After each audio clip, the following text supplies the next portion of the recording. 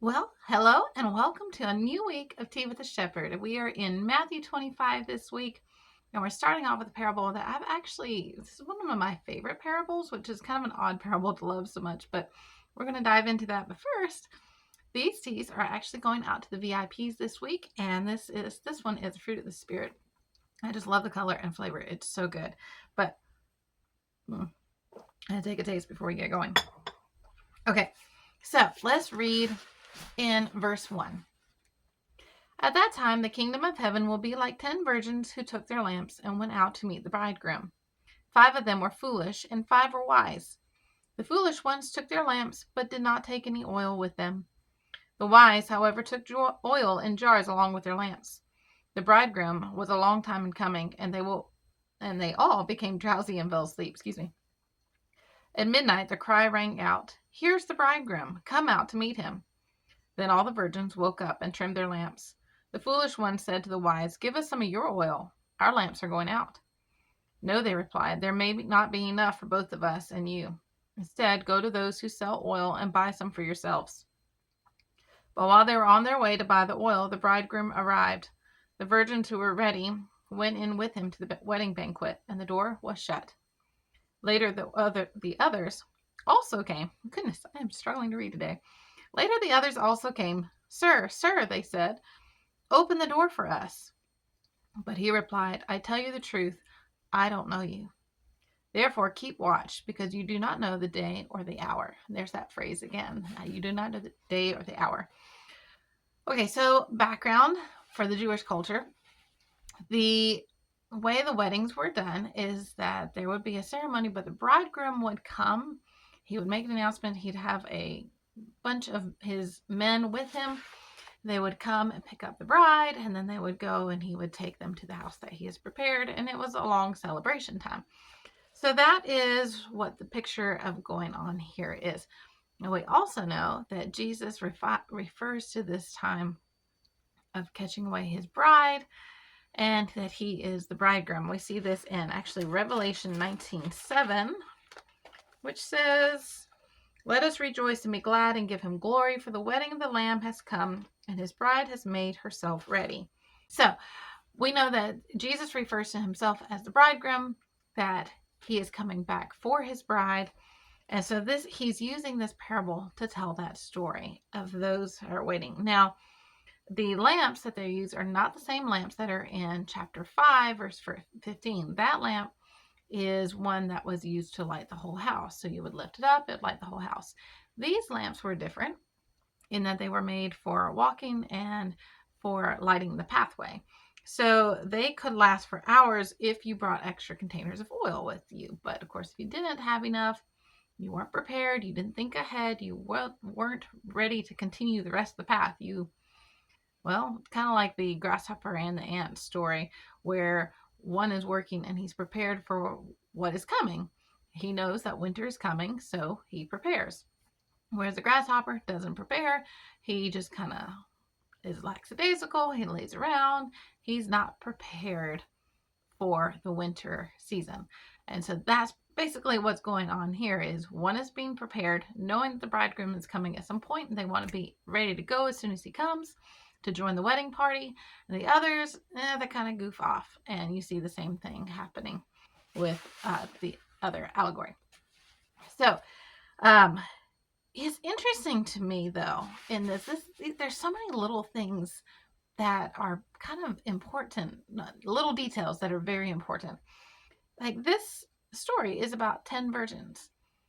This means that they are unblemished, they're uncompromised. So it's a picture of the church. It's supposed to be those that you would expect to be ready and would be ones that would come into heaven, to be ushered into heaven with Jesus, right? Because they're unblemished, they're uncompromised, they're not filled with sin. But only half of them are chosen. Half of them are allowed in only because they were prepared. So you are responsible for your own condition. If you are, like we talked about the last week, you cannot bury your head in the sand and just hope that, the rapture is going to happen, and I don't really want to get into all learning about the end times. and it's just too overwhelming. So I'm just going to kind of ignore it and just, hey, if it happens, great, and I'm taken away. It's the worst thing to do, which is exactly why he's saying this parable. You are to prepare and be ready and to watch for the signs. Be ready when he comes, that you are responsive to him. So be vigilant, just like we ended on the last chapter. Be vigilant, be expectant. And this is the story to illustrate all those points. Now, it also says in verse 5, the bridegroom was a long time in coming. So Jesus is already giving the disciples a heads up. It's going to be a long time. You're thinking in the temporal. You're thinking it's going to be quick. It is going to be a long time. And he emphasizes this a few other times in some parables. It's going to be a long time coming. And now it's been a long time for his coming. But they all became drowsy and fell asleep. Does it not sound like the church? The church has gotten drowsy, has fallen asleep.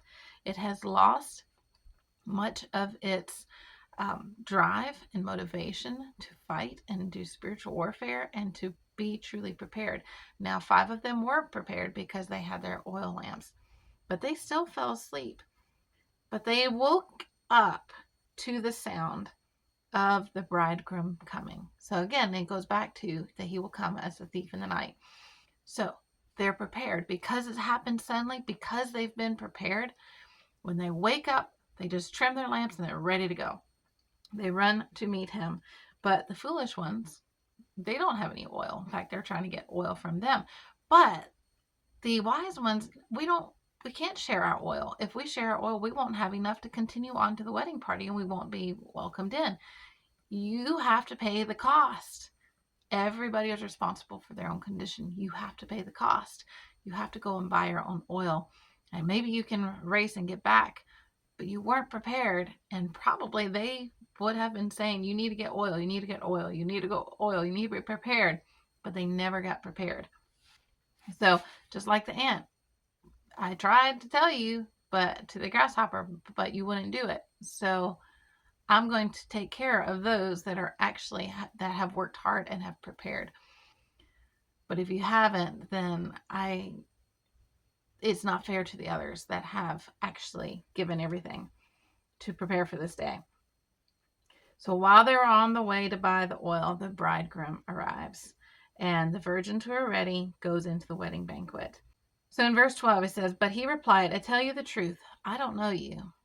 Now, this got me because honestly, I went to go look at the Greek word for know, and I honestly was expecting it to say the know as in intimate. I don't intimately know you. I don't know. I don't have a close relationship with you. And that's what I thought it was going to say. But the Greek word there is actually not that. The Greek word had to do with perception, and it says I do not properly see you. I cannot perceive who you are. Because they did not have the lamps. They were not ready. And so he could not tell if they were part of the wedding party or not because they were not ready with the lamps. So we get to this day, whenever Jesus comes back to take his bride to heaven. Let's look actually at a few verses here real quick. Hebrews 9:28 says this. Let's see. So Christ was sacrificed once to take away the sins of many people, and he will appear a second time, not to bear sin, because the first time he came, he bore our sins. He took our sins upon him, so that way he fulfilled all of the sacrifices. We still are part of the old covenant because there were sacrifices that had to be made according to the laws. But Jesus was the perfect sacrifice. So we don't have to make any more sacrifices because he paid the ultimate one. He bore our sins for all time. So it says that's what he came to do the first time, not to bear, the second time, he's not coming to bear sin, but to bring salvation to those who are waiting for him. So at the time that Jesus takes away his bride, which we know as the rapture, these are the people who are waiting for him. They're looking forward to his appearing. These are the ones he's going to save from all the wrath that's going to be poured out. And so that's what's going to happen. Now, and then in 2 Timothy 4:8, 2 Timothy 4:8 says, "Now there is in store for me the crown of righteousness, which the Lord, the righteous judge, will award to me on that day, and not only to me, but also to those who have longed for his appearing." So again, we long for his appearing. If we long for his appearing, then we prepare our hearts, we prepare our minds, we're looking to the skies to receive him, and we're looking for every opportunity to make sure that we bring people to the Lord before it's too late. Then 1 Thessalonians 5:6. "So then let us not be like others who are asleep," which it talks about again, because they all became drowsy and fell asleep. "So let us not be like those who are asleep, but let us be alert and self-controlled." So let's be prepared for his arrival, and let's be alert. Let's pay attention to the signs around us like we've been talking about. Don't bury your head in the sand. Be ready for his appearing. So if you are doing those things and you love the Lord, you serve him, you look for him, you look for his appearing, you long for his appearing, and you do everything that we've talked about, and you are ready for his appearing, you know the signs, you've prepared your heart, then you'll be able to go into the wedding feast of the Lamb and be his bride and be taken up before the wrath of God is poured out on the earth because of those who chose to not be prepared and chose not to receive Christ. And at that point, they will realize, many will realize, once the church is, his true bride has been removed, many will realize what they have done, what they have left, and that they were not truly prepared. They weren't the virgins, the wise virgins. So, which one are you going to be, the wise or the foolish? It's our choice. God gives that choice to us. So, stay tuned till tomorrow to pick up in the next parable that Jesus talks about.